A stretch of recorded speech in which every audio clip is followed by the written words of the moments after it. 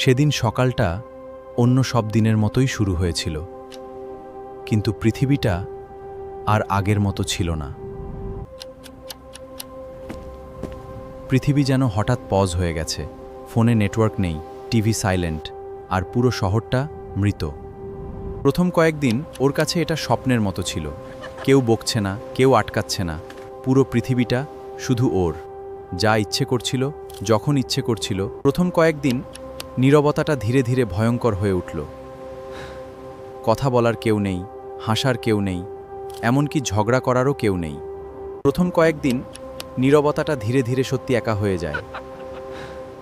ও তখন বুঝল পৃথিবীটা বিল্ডিংস দিয়ে তৈরি না, মানুষ দিয়েই পৃথিবী তৈরি। প্রথম কয়েকদিন নীরবতাটা ধীরে ধীরে সত্যি একা হয়ে যায়। হঠাৎ একটা সিগন্যাল আসে, যেন কেউ ওকে ডাকছে। দিয়ে তৈরি না, মানুষ দিয়েই।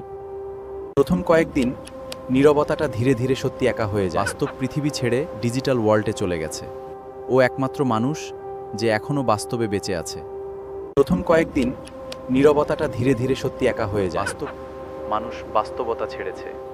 ও একমাত্র মানুষ, দ্য লাস্ট হিউম্যান।